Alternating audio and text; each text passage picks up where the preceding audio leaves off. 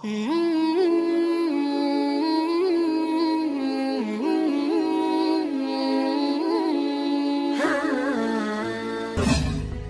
sebelum lanjut, mari bersama tebar syiar Islam dengan klik tombol subscribe, like, and share untuk berbagi informasi bermanfaat. Amin ya robbal alamin.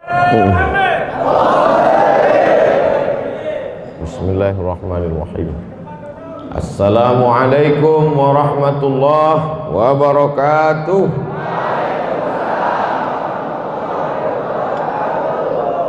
Bersyukur kepada Allah Subhanahu wa taala dengan mengucapkan alhamdulillahi rabbil alamin. Berselawat kepada Rasulullah dengan mengucapkan Allahumma salli ala sayyidina Muhammad wa ala alihi wa sahbihi wa barik wa sallim. Hadratul muhtaramin, para kiai, alim ulama, tuan-tuan guru, tokoh masyarakat, tidak dapat saya sebut satu persatu. Insyaallah kita semua dimuliakan Allah Subhanahu wa taala. Amin ya rabbal alamin.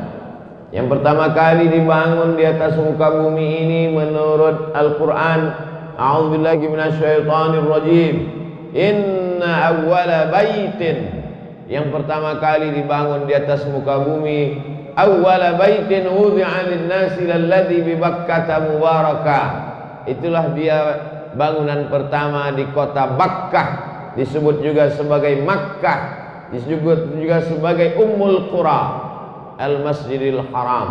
Dalam ayat yang lain Allah katakan subhanalladzi asra bi'abdihi lailan minal masjidil haram ilal masjidil aqsa. Bangunan yang kedua juga adalah masjid, itulah dia Al-Masjidil Aqsa. Sahabat bertanya kepada Nabi sallallahu alaihi wasallam, "Kam bainahuma ya Rasulullah?" Berapa jarak antara keduanya wahai Rasulullah? Antara Masjidil Haram dan Masjidil Aqsa itu berapa wahai Rasulullah? Nabi sallallahu alaihi wasallam menjawab, arba'una sana, 40 tahun. Lalu kemudian setelah datangnya Nabi Muhammad sallallahu alaihi wasallam 13 tahun di kota Makkah Al-Mukarramah, pindah ke Yathrib. Yang pertama kali beliau bangun juga di Quba, itu adalah masjid. Sampai di Quba hari Senin. Lalu kemudian pada malam Selasa, malam Rabu, malam Kamis, malam Jumat, 4 malam di Quba berdirilah satu masjid Quba. 6 tahun lamanya Nabi sallallahu alaihi wasallam tidak bisa kembali ke kota Makkah Al-Mukarramah. Tahun pertama, tahun kedua, tahun ketiga, tahun keempat, tahun kelima, tahun keenam. 6 tahun tidak bisa melihat Masjidil Haram. 6 tahun tidak bisa melaksanakan umrah. Maka untuk mengobati kesedihan hati, mereka melaksanakan sholat sunat di Masjid Quba. Nabi berjalan kaki ke Masjid Quba. Maka orang yang sholat sunat 2 rakaat di Masjid Quba sama dengan melaksanakan umrah. Jadi kalau kita hampir setahun ini tidak bisa melaksanakan umrah, bagaimana cara kita bisa melihat Masjidil Haram? Bagaimana kita bisa tawaf dan sa'i melaksanakan umrah? Lagi-lagi Allah Ta'ala memberikan alternatif dengan cara memakmurkan masjid. Man shallas subha fi jama'atin, siapa yang sholat subuh berjamaah, thumma qa'ada yadhkurullah, setelah itu dia tidak keluar masjid, dia duduk berzikir dengan Allah hatta tatlu'a syam, sampai terbit matahari. Thumma yusalli rak'ataini, salat sunat 2 rakaat, kanat lahu ka ajri hajjatin wa umrah, dapat pahala seperti haji dan umrah. Tamah, tamah, tamah, sempurna, sempurna, sempurna. Yang bisa mengobati hati kerinduan kepada Makkah hanyalah datang ke masjid rumah Allah Subhanahu wa taala. Majtama'a qaumun fi baitin min buyutillah, sekelompok orang datang berkumpul di rumah Allah, yatsluna kitab Allah, membaca kitab suci Al-Qur'an, wa yatadarasunahu fima bainakum, mengkaji isinya. Nazalat alaihimus sakinah, turun ketenangan ke dalam hati mereka. Ghasyiyat bihimur rahmah, diliputi rahmat kasih sayang Allah Subhanahu wa taala. Haffat bihimul malaikah, mereka dikelilingi oleh para malaikat. Wa dzakarahumullahu fi man indah, mereka dibanggakan Allah Ta'ala kepada para malaikat. Hari libur, hari yang mestinya orang balas dendam atas sakit hati, berangkat bekerja, macet pagi, pulang petang sampai malam, maka dibalaskan sakit hati pada hari libur dia tidur sampai jam 8, jam 9. Tapi justru itu tidak terjadi di lingkungan kita. Orang tetap datang ke masjid, sholat berjamaah. Maka mudah-mudahan anak cucu kita istiqomah sampai hari kiamat insyaallah. Lalu kemudian Nabi Shallallahu Alaihi Wasallam pada hari Jumat menuju Yathrib dari Quba. Maka perjalanan itu mereka berhenti sejenak melaksanakan sholat Jumat. Tempat Nabi melaksanakan sholat Jumat itu belum ada masjid. Sholat di tanah lapang saja. Bekas tempat sujud Nabi Shallallahu Alaihi Wasallam itu dijadikan masjid oleh khalifah yang adil bernama Umar bin Abdul Aziz. Itulah yang disebut dengan Masjid Al-Jumu'ah, tempat sholat Jumat pertama kali. Bekas sujud Nabi di tanah lapang, kening yang mulia, bersimpuh sujud di tanah yang mulia, dibangun bangunan yang mulia, Masjid Al-Jumu'ah. Lalu kemudian Nabi sampai ke Yathrib. Nabi robah nama Yathrib menjadi Al-Madinah Al-Munawwarah, kota yang terang benderang dengan cahaya, cahaya Islam, cahaya iman, nurun nubuwah, cahaya kenabian. Lalu kemudian di tempat itu pun bangunan yang pertama dibangun adalah masjid. Maka membangun masjid adalah bagian dari sunnah Rasulullah Sallallahu Alaihi Wasallam.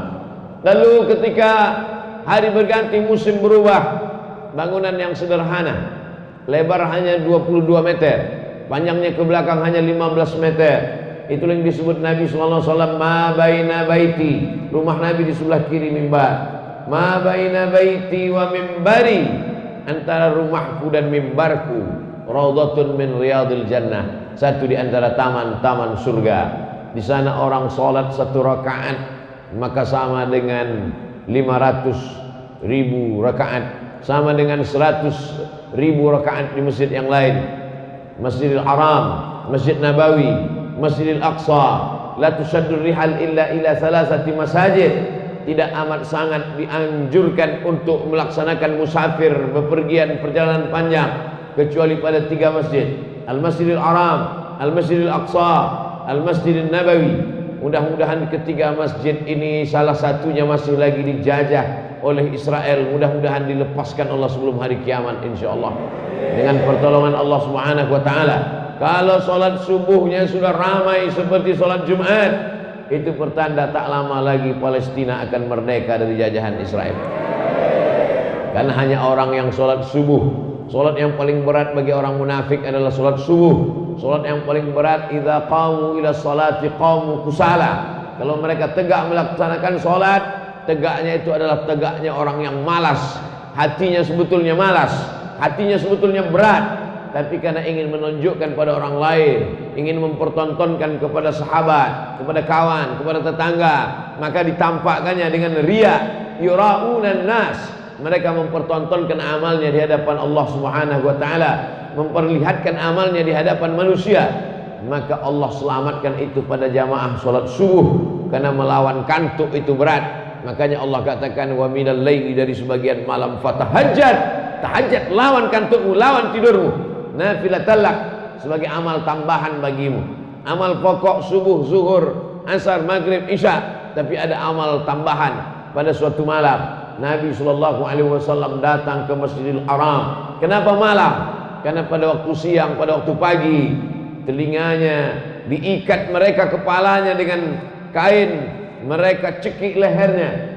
Lalu kemudian Allah Subhanahu wa taala melepaskan itu semua sampai akhirnya Nabi Muhammad SAW punya kekuasaan di kota Al-Madinah Al-Munawwarah. Itulah beda Makkah dengan Madinah. Sama-sama ada Masjidil Haram, di Madinah ada Masjidil Aqsa. Tapi pada saat di kota Makkah Al-Mukarramah, di sana Nabi tak ada kekuasaan.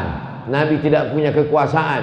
Nabi tidak bisa sholat berjamaah bersama sahabat, bersembunyi, iman disembunyikan. Sampai-sampai ketika Nabi lewat di salah satu rumah sahabat, saat itu mereka sedang disiksa satu keluarga. Nama suaminya Yasir, nama anaknya Ammar bin Yasir, nama istrinya Sumayyah, perempuan pertama yang mati syahid ditombak jantungnya oleh Abu Jahal. Nabi hanya dapat berkata, sabran ya ala Yasir, bersabarlah wahai keluarga Yasir, inna mau'idakumul jannah, kalian dijanjikan masuk surga. Berbeda dengan ketika Nabi berada di kota Al-Madinah Al-Munawwarah. Dia pemimpin, dia punya kekuasaan. Bahkan orang Yahudi pun di bawah kuasanya. Yahudi Bani Nadir, Yahudi Bani Quraidah, Yahudi Khaybar, Yahudi Qainuqa berada di bawah kekuasaan Nabi Muhammad sallallahu alaihi wasallam. Maka kalau ingin masjid ramai, ingin masjid melimpah ruah, maka umat Islam mesti punya kekuasaan. Di Palestina, masjid yang tempat Isra Mi'rajnya Nabi Muhammad sallallahu alaihi wasallam, tentara Israel mengawasi, tentara-tentara polisi Israel mengintai, sehingga orang-orang tua saja yang dibenarkan sholat berjamaah. Anak-anak muda dikhawatirkan akan memicu keributan, akan mengadakan perlawanan, maka tidak boleh melaksanakan sholat berjamaah. Begitu pentingnya kekuasaan. Jadi kalau ada orang mengatakan yang penting masjid ramai, yang penting sholat berjamaah, kekuasaan tidak penting. Kekuasaan amat sangat penting. Kita bisa lihat dalam sejarah Nabi di kota Makkah Al-Mukarramah, bandingkan bagaimana kita berada di kota Al-Madinah Al-Munawwarah. Hari berganti, musim berubah. Meninggal Nabi sallallahu alaihi wasallam, naik Abu Bakar Siddiq 2 tahun menjadi khalifah. Meninggal Abu Bakar Siddiq, naik Sayyidina Umar 5 tahun menjadi khalifah. Meninggal Sayyidina Umar, naik Sayyidina Utsman ibnu Affan. Utsman bin Affan mulai merenovasi Masjid Nabawi. Sebagian sahabat yakrahunahu, mereka tidak setuju karena ada bangunan-bangunan, tiangnya, dindingnya, atapnya itu adalah wakaf orang-orang pada generasi awal. Maka ketika diadakan renovasi Masjid Nabawi, mereka kurang bersetuju dengan itu. Lalu kemudian Utsman membacakan hadis Rasulullah sallallahu alaihi wasallam, "Man bana masjidan," siapa yang membangun masjid, banallahu mithlahu baitan fil jannah, dibangunkan Allah untuknya satu rumah di surga. Mendengar hadis itu terdiamlah para sahabat. Artinya apa? Di antara sahabat sendiri pun ada ikhtilaf, berbeda pendapat. Menurut Utsman, masjid ini mesti direnovasi karena umat sudah banyak. Tapi menurut sebagian sahabat, masjid tidak perlu direnovasi. Maka yang menyelesaikan konflik itu adalah kembali kepada sunnah Rasulullah sallallahu alaihi wasallam.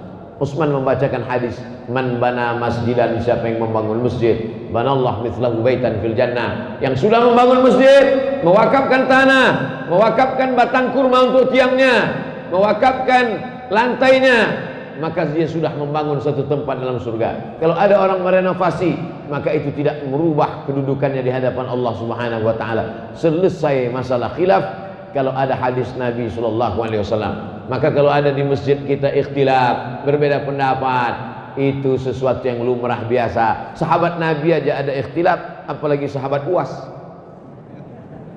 Fa in tanaza'tum fi syai'in, kalau kamu ada perbedaan pendapat dalam satu masalah, farudduhu ilallah, kembalikan kepada Allah, lihat Al-Quran. Wa ilar Rasul, kembalikan kepada Rasulullah, lihat hadis sunnah Nabi Muhammad SAW. Tidak ada dalam Quran, tidak ada dalam hadis, kemana kita bisa kembali? Al-ulama warasatul anbiya, lihatlah pendapat para ulama, karena ulama adalah pewaris para nabi. Taraktu fikum amraini, kutinggalkan pada kamu 2 perkara, intamasaktum bihima, kalau kamu pegang yang 2 ini, lan tadillu abadan, kamu tidak akan sesat untuk selamanya.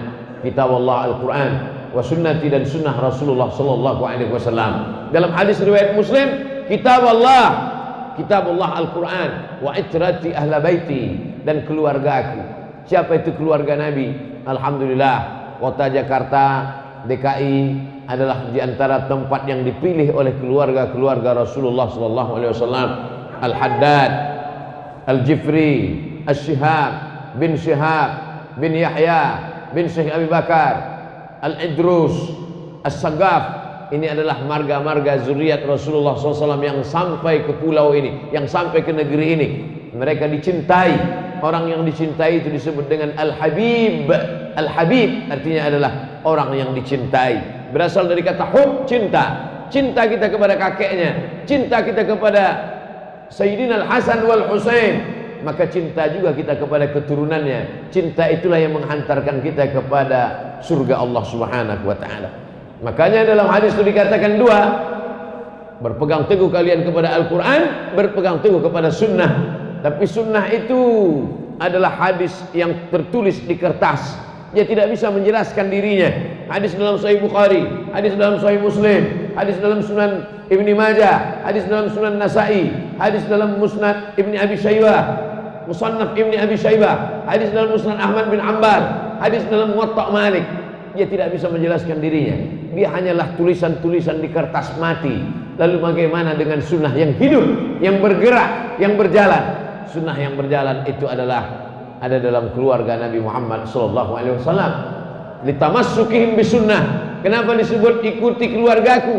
Karena keluarga Nabi paling mengerti tentang sunnah. Karena keluarga Nabi orang yang mengamalkan sunnah. Karena keluarga Nabi orang yang paling berpegang dengan sunnah Rasulullah Sallallahu Alaihi Wasallam. Jadi tidak ada ikhtilaf antara hadis yang mengatakan Al-Quran dengan sunnah, dengan hadis satu lagi Al-Quran dengan keturunan Rasulullah. Dua-duanya saling menguatkan. Yang satu sunnah dalam bentuk tulisan, yang satu sunnah dalam bentuk perbuatan, yang satu sunnah dalam bentuk buku, yang satu sunnah dalam bentuk amal. Mudah-mudahan kita termasuk orang-orang yang mencintai sunnah dalam bentuk buku dan sunnah dalam bentuk amalan-amalan dan zuriat Rasulullah Sallallahu Alaihi Wasallam.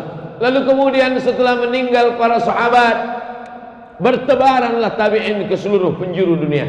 Bangunan yang pertama mereka bangun adalah masjid.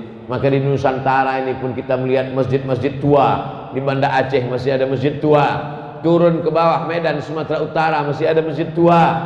Turun ke bawah di Provinsi Riau Sumatera Barat, di Bengkulu, di Lampung, Kepulauan Riau masih ada masjid tua. Kalau kita pergi ke Kepulauan Riau sampai ke Batam, menyeberang ke Tanjung Pinang, dari Tanjung Pinang menyeberang lagi ke Pulau Penyengat, masih ada masjid yang dibangun begitu megah dan mewah. Sedangkan tempat kita masjid itu semennya dicampur dengan air. Di sana semennya dicampur dengan putih telur ayam, menunjukkan begitu kayanya. Panjang umur sehat badan, kita adakan kunjungan ziarah ke masjid di Pulau Penyengat insyaallah. Amin. Melihat bagaimana orang-orang zaman dulu memuliakan masjid, sampai-sampai semennya dicampur dengan putih telur ayam. Kuningnya di mana Pak Ustaz? Ya dimakan. Saudara yang dimuliakan Allah Subhanahu wa taala, menunjukkan orang Islam itu kaya raya, hebat, megah, dan itu adalah hadiah dari seorang sultan. Dia bangunkan satu masjid yang cantik di sebuah pulau yang indah, lalu kemudian dia berikan hadiah kepada istrinya sebagai bentuk cintanya. Memberikan hadiah adalah masjid. Supaya apa? Istana boleh hilang, memang betul-betul hilang. Istana terbuat dari kayu hilang. Kerajaan boleh hilang. Hari berganti, musim berubah, politik berganti, hilang kerajaan-kerajaan, istana musnah, kerajaan musnah. Tapi ada satu yang tetap kekal abadi, masjid. Mengalir pahalanya kepada sultan-sultan, mengalir pahalanya kepada yang pernah membangun, mewakafkan tanahnya, mewakafkan semennya. Lalu kemudian di zaman modern, Presiden Soekarno, apa yang beliau bangun? Yang beliau bangun yang kekal abadi adalah masjid, Masjid Istiqlal. Masjid terbesar se-Asia Tenggara. Malaysia, Brunei Darussalam, Patani Thailand Selatan, Moro Filipina, dikumpulkan negeri-negeri Asia Tenggara, Muslim terbesar Singapura. Tapi masjid yang paling terbesar adalah Masjid Istiqlal. Betul, hari berganti, musim berubah, orde lama tumbang, naik orde baru pun tumbang. Masuk reformasi, tapi ada yang tidak tumbang. Masjid yang dibangun oleh orde lama, Masjid Istiqlal, masjid yang dibangun oleh masjid orde baru, Masjid At-Tin, dan Masjid Muslim Pancasila dengan ciri khas kubahnya. Seluruh negeri dibangun, rezim berubah, kekuasaan tumbang, presiden meninggal, tapi ada satu yang tetap tegak abadi. Apa dia? Masjid. Maka kalau mau kekal abadi, jangan kekalkan dengan kekuasaan, tapi kekalkan dengan membangun masjid. Maka berlomba-lomba membangun masjid. Salah satu masjid yang masih tetap tegak kekal abadi hari ini adalah masjid yang kita tempati hari ini, yang kita laksanakan sholat berjamaah. Enak aja Ustaz Somad, kita sholat berjamaah. Ustaz sendiri nggak ikut. Saya sholat berjamaah juga. Sholat berjamaah. Masjid ini dibangun pada tahun 1998. Diresmikan tahun 2018, selama 20 tahun dengan jumlah lupa saya berapa miliar, tapi yang jelas, oh masya Allah, ada jamaah di atas. Kubahnya, keramiknya, kipas anginnya, televisinya, kaligrafinya megah. tak ada kurang satu apapun masjid ini. Kipasnya tak terlalu kuat, tapi anginnya dingin sekali. Luar biasa masjid ini. Nah, ini masjid ini semua orang yang berkontribusi dari mulai mewakafkan tanahnya, memberikan keramiknya, saking berlebihnya ini batu marmer tak tahu lagi di mana mau dipasang, ditempel ke dinding. Baik. Masjid-masjid lain ini menunjukkan masyarakat sekelilingnya ini masyarakat yang kaya raya. Dari takbirnya kuat sedikit. Allahu Akbar. Gitu dia. Kalau takbirnya slow kata setan, ini serius apa enggak kata setan? Masya Allah, tabarakallah. Jadi sebenarnya masyarakat mau menyampaikan pesan ke anak cucu mereka. Nanti generasi kedua, generasi ketiga, setelah 4 tahun, 50, 60 tahun, cucu-cucu mereka akan berkata, ternyata nenek moyang kami, kakek buyut mbah kami adalah orang-orang kaya. Maka mereka pun semangat mencari rezeki. Tapi mencari rezeki itu orientasinya bukan dunia. Kita tidak selesai. Rumah baru, mobil baru, sepatu baru, baju baru, udah selesai dengan kita. Kita adalah orang-orang yang zuhud. Orang zuhud itu apa? Orang zuhud itu adalah ada uangnya, ada hartanya, tapi tidak dia pakai untuk memperturutkan hawa nafsunya. Duitnya banyak, tapi dia tidak sibuk outfit dengan sepatu baru, baju baru, jaket kulit nyamuk. Kalau ada orang pakai jaket kulit buaya itu biasa, jaket kulit ular sawah itu biasa. Nyamuk dikumpul, bisa jaket kulit nyamuk harga 300 juta hanya untuk mempertontonkan di hadapan orang. Ini loh, saya punya sesuatu yang kamu tidak punya. Itu orang yang memperturutkan hawa nafsu. Sedangkan orang yang zuhud adalah ada uangnya, ada duitnya, tapi tidak dia pakai untuk itu. Justru dia pakaikan untuk membangun masjid. Itulah orang yang zuhud. Tapi sekarang orang berpandangan zuhud adalah, itu loh Pak Ustadz, ada orang zuhud pakaiannya koyak, sobek-sobek, compang-camping, dia nggak punya apa-apa. Itu loh Pak Ustadz zuhud. Itu bukan zuhud, itu fakir miskin, bodoh. Orang zuhud itu adalah orang yang punya uang, punya duit. Dia bisa bangun rumah megah, tapi tidak dia bangun. Lalu yang dia bangun apa? Dia buat rumahnya sederhana, mobilnya biasa-biasa saja, pakaiannya biasa-biasa saja, tapi yang dia pakai adalah membangun masjid. Itulah orang yang zuhud. Dokter-dokter spesialis zuhud, pengacara-pengacara zuhud, polisi-polisi zuhud, tentara-tentara zuhud. Mereka sanggup beli mobil mewah, tapi dia pakai mobil biasa. Kenapa? Karena uangnya dia pakai untuk membangun masjid. Ini mesti diluruskan pemahaman tentang zuhud ini. Ini ada orang penanya sampai 10 juta harganya. Ustadz Somad, ini pena saya ini 10 juta nih Ustadz. Yang nanya siapa? Sekali tegak berdiri, outfit 100 juta. Mulai sepatu 30 juta, celana 20 juta, kemeja 5 juta, topi 5 juta, semuanya utang. Kredit semua. Setiap dengar suara sepeda motor di depan rumah, pucat ketakutan. Siapa? Debit kolektor. Mau menagih hutang. Makan tak selera, tidur tak lelap. Bukan itu keindahan hidup. Keindahan hidup adalah hidup biasa-biasa saja, hidup dengan cara yang sederhana, normal-normal. Inilah orang disebut orang cerdas, smart. Al-Kayyis bahasa Arabnya. Siapa nama anaknya? Kayyis. Apa arti Kayyis? Entah. Kayyis artinya orang yang cerdas. Siapa itu orang yang cerdas? Bukan orang yang IQ-nya 200, bukan orang IP-nya 4, bukan profesor doktor, bukan itu cerdas. Orang yang cerdas itu siapa? Mandana nafsahu, menekan hawa nafsunya. Nafsu makannya dia tekan, nafsu keinginan beli mobilnya dia tekan, nafsu ingin punya cincin emasnya dia tekan.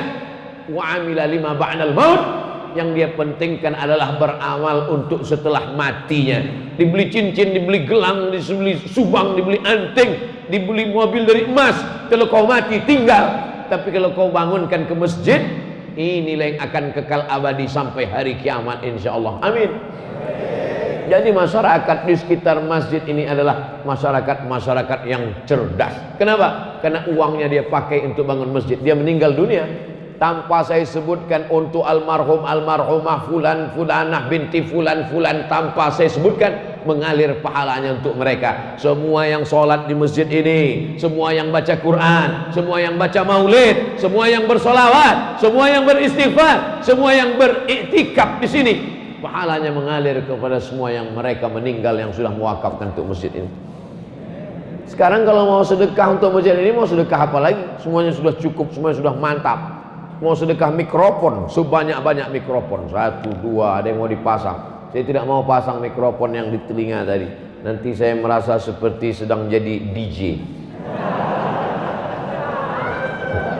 Sholat subuh berjamaah di Masjid Jami Al-Mukarramah. Ada namanya masjid, ada namanya Masjid Jami.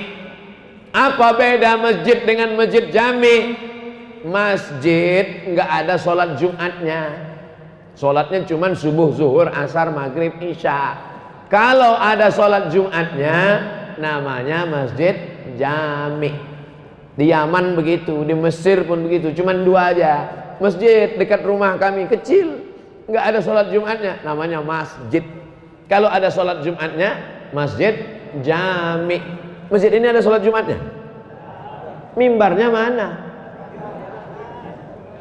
Masya Allah, ini angkat tiang, ini mimbar. Aslinya dalam fikih itu cuma 2, masjid yang ada sholatnya tapi nggak ada Jumat, masjid yang ada sholat Jumatnya, Masjid Jami. Sampai ke Indonesia jadi 7, Masjid Agung, Masjid Raya, Masjid Besar, Masjid Jami, Masjid Islamic Center, surau, langgar, musola. Orang Jawa dilanggar nggak mati. Di Jawa banyak langgar, kalau di Sumatera banyak surau. Makanya ada novel judulnya Runtuhnya Surau Kami. Surau itu adalah nama, local wisdom. Orang kita memberi nama, tapi semua itu adalah masjid. Makanya kalau ada dekat rumah langgar, sampai Arab Lungonang di mas, Arab Lungonang langgar, jangan sampai dilanggar. Usolli sunatan tahiyatal langgar 3 rakaat lillahi ta'ala. Tetap sholatnya tahiyatal masjid. Enaklah kamu sudah sedekah bangun masjid, pahalanya mengalir. Saya cuman bangun langgar nggak ngalir juga. Tapi langgar nggak ada disebut dalam hadis. Terjemahannya itu namanya langgar. Jadi jangan benturkan antara budaya ini juga adalah bagian dari budaya umat Islam di Indonesia. Nanti kalau ada orang bertanya, Ustaz Somad, ada langgar di zaman Nabi? Enggak ada. Langgar dan surau itu bid'ah, wa kullu bid'atin dhalalah, wa kullu dhalalatin finnar. Namanya saja. Cara memanggil orang pun begitu. Dipanggil orang, hayya 'alas shalah.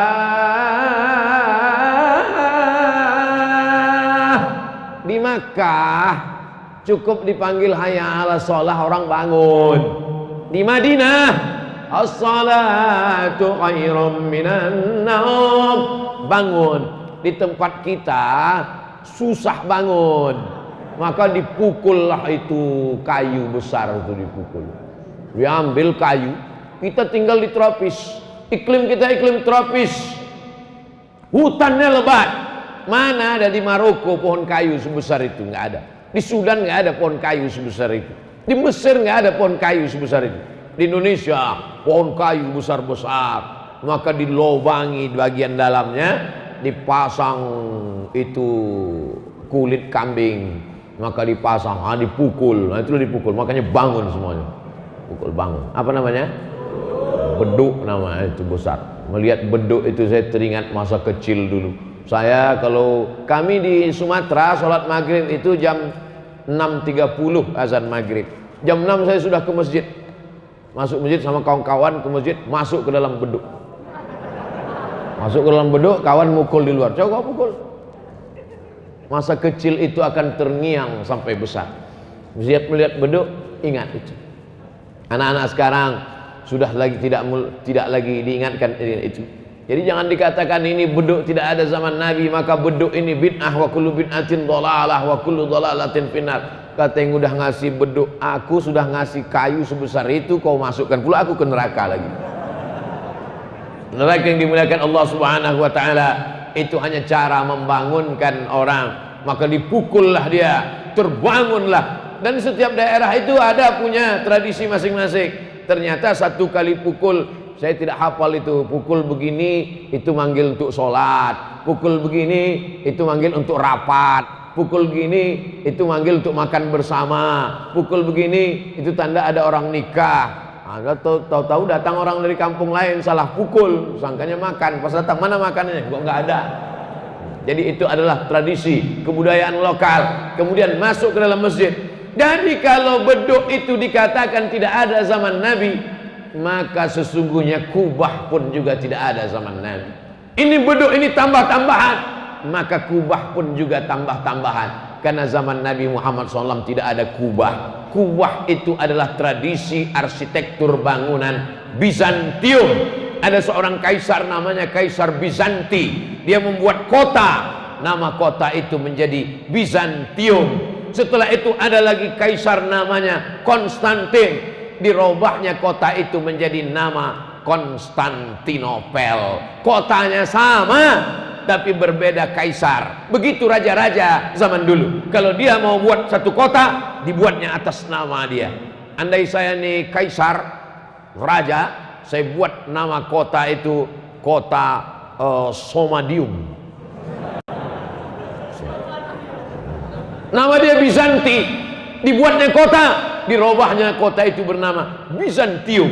Ciri khas bangunan Bizantium ada tiang melengkung. Jadi selamanya ada tiang-tiang, dibuat tiang melengkung dengan batu-batu yang disusun. Batu itu dipotong, bagian bawahnya kecil, bagian atasnya besar, lalu disusun melengkung sehingga batu itu tidak jatuh ke tengah. Bisa lihat, jangan lihat sekarang, nanti lihat di Google arsitektur ciri khas Bizantium, bangunan tiang melengkung. Maka dibuatlah tiang melengkung. Itu baru ada ketika Islam sampai ke negeri-negeri jajahan Bizantium. Sebelum itu di kota Makkah tidak ada kubah. Waktu itu atap Masjid Nabawi itu hanyalah pelepah korma yang disusun-susun datar saja. Lalu kemudian dari mana itu datang menara? Menara diambil dari kata nar. Nar artinya api. Menara, tempat api di atas, tempat api di tepi laut Mediterania. Ketika orang naik kapal, dia tidak tahu mana tepian. Di tengah malam, maka dipasanglah api di tepi pantai. Di atasnya ada api menyala. Orang Arab menyebutnya manarah, orang kita menyebutnya mercusuar.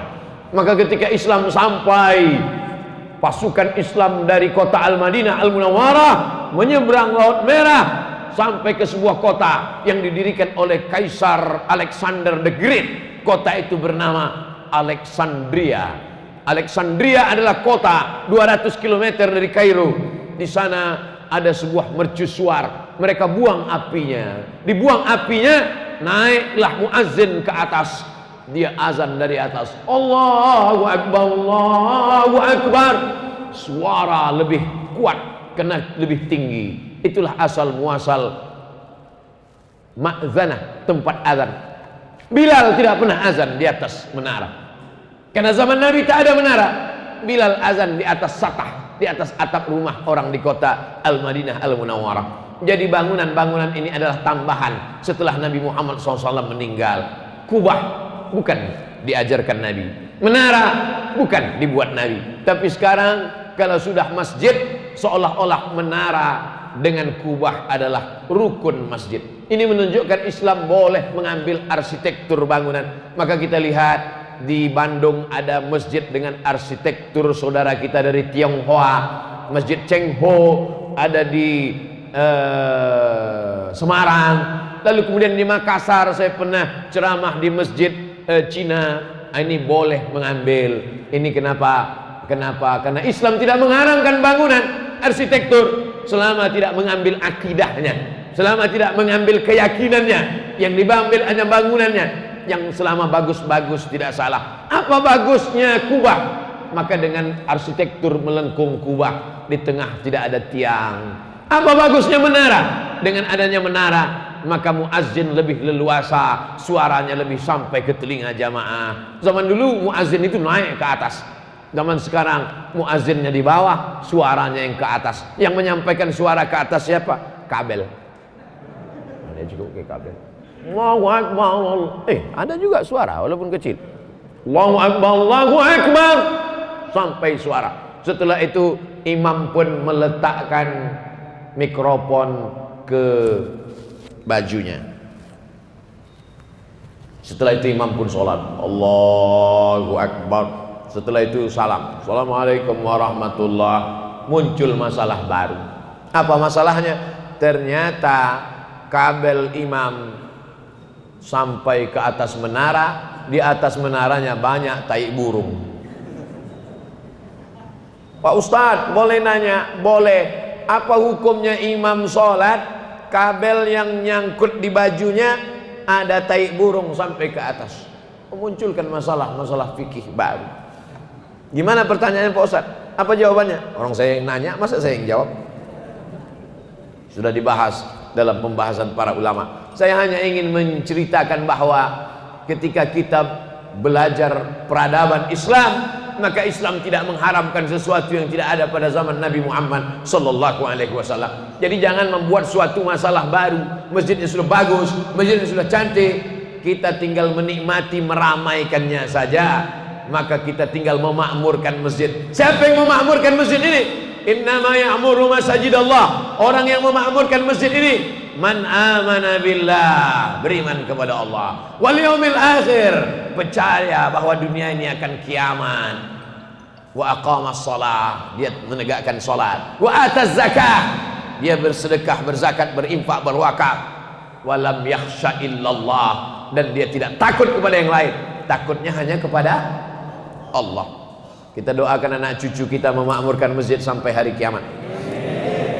Makanya doa Nabi Ibrahim alaihissalam, Rabbi ja'alni muqimas salah, jadikan aku orang yang menegakkan salat, wa min dzurriyyati, sampai anak cucu keturunanku orang yang menegakkan salat. Rabbana wa taqabbal doa. Bapak-bapak yang istrinya hamil, Rabbi ja'alni muqimas salah. Ibu-ibu yang sedang mengandung, Rabbi ja'alni muqimas salah, jadikan aku orang yang menegakkan salat sampai anak cucu keturunanku. Tak ada gunanya. Anak kamu berapa? 3. Yang pertama pejabat, yang kedua orang kaya, yang ketiga bisnismen. Tiga-tiganya tak sholat, neraka jahanam tempatnya, menjadi keraknya api neraka.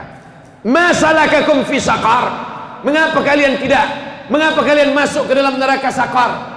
Neraka itu pun ada nama-namanya, ada neraka jahanam, ada neraka saqar. Masalakakum fi saqar, mengapa kalian masuk neraka saqar? Penghuni neraka saqar menjawab, lam naku minal musallin, kami tidak sholat. Makanya kalau ada tetangga, kawan, sahabat, teman satu grup WhatsApp, berikan kabar kepada mereka, kau yang tak sholat enggak apa-apa, masih banyak seat kosong di sakor. Kalau seorang bapak punya anak gadis, mencari mantu, yang dicari adalah sholatnya.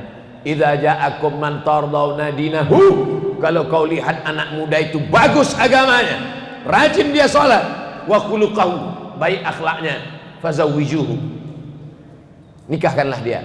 Berapa banyak orang yang dilihat karena mobilnya, dilihat karena pekerjaannya, karena PNS-nya, karena BUMN-nya, karena dia pegawai, karena dia pejabat, tapi ternyata tidak sholat, tak ada kenikmatan hidup, tak ada qurrata a'yun, sejuk dipandang mata. Tapi berapa banyak orang yang biasa-biasa saja, tapi karena dia sholat, dunia kau kejar, akhirat belum tentu kau dapat.